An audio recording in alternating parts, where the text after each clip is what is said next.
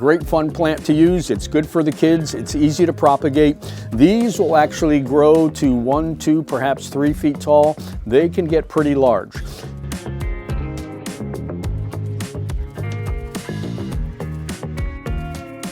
Hi, I am Kim from the Tye-Dyed iguana plant team, and today we are going to be talking about our mother of thousands, which is really a unique and a fun plant. It gives you a little bit of texture if you're just having a house plant or if you're using it in a terrarium, but it's also very easy to propagate. And if you have children at home that are looking at growing a plant that's easy to grow from a seed and they can watch it grow, this is a good plant to start from. It's got nice fleshy leaves, and in terms of the propagation, as these leaves start to mature, they will get little plantlets or babies on the side, which are really quite easy to see. It'll be just a tiny little leaf. It has a little bit of a root coming out, and these are the seeds that you can use for propagating. You can tell they're ready to propagate in one of two ways. Number one, they'll just fall off on their own, and you'll either find them in your plant or maybe on the tray, or if you just touch them gently, they will fall off, as this one just did. And then they will be ready to propagate. Propagating is really quite simple. These are indoor plants, although in the summertime you can bring them outside. I'll talk about that in just a little bit. But in terms of the propagation, all you need to do is to take that little seedlet and put it in a tray. So in terms of the tray that you can use, sometimes we'll use a larger tray and we'll just drop this seedlet inside. But at home you can use a regular plant tray, or you can even use a saucer that you might have in your dish closet. And we can just take that plantlet and just drop it right here in some soil. You can cover it if you want to, but really you don't have to, because those little roots that you see coming out there will very quickly go ahead and get themselves rooted. They'll grow very, very slowly at first, and then as you can see, as you look at the rest of the tray, they will grow quite quickly.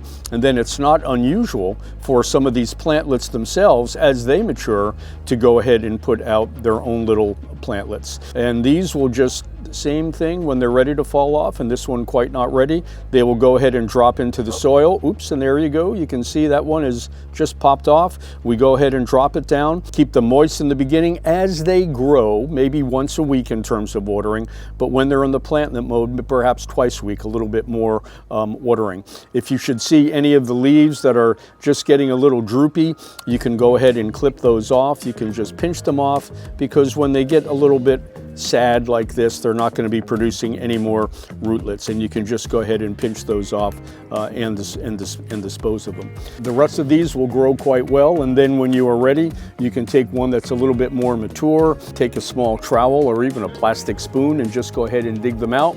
Go ahead and plant them into a regular pot like we have back here. You can put several into the pots as we see here, or you can get them even larger, and they give a great amount of texture, and again, it's also a fun plant to use. When the weather warms, if you want to move them outside, you can certainly do that. They like to be in sun to part shade.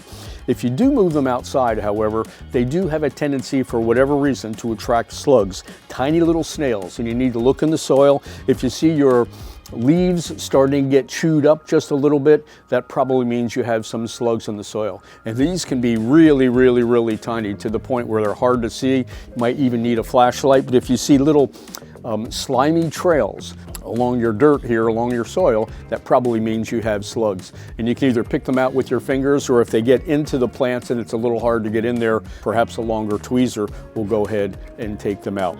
But in Mother of Thousands, it's a great fun plant to use. It's good for the kids. It's easy to propagate. These will actually grow to 1, 2, perhaps 3 feet tall. They can get pretty large.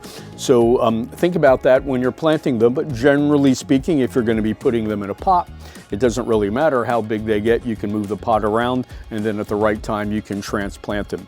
From a soil perspective, your regular potting soil will work well, or gardening soil if you're going to use it in a tray. Perhaps a 25% addition of perlite, which helps a little bit with the drainage. Your plantlets Maybe water twice a week. Once they get a little bit mature, they don't need as much care. They're good on their own, and you can water them probably once a week. And again, if you're going to propagate just a regular saucer like this or something that you might have at home, put the dirt and the perlite mixture in here, and then as you see those little plantlets starting to mature, just go ahead and touch them, or if they've already fallen in the soil, pick them up, put them in your saucer, a little bit of moisture, and you will see how fast they propagate. Again, a fun project for the kids if they're looking for something other than your normal marigold seeds that you might be using in the springtime. The mother of thousands will grow quite quick, and then as they grow themselves, you'll see that they will start producing plantlets pretty quickly. Mother of thousands, a great plant for your house, nice texture, and good with the kids.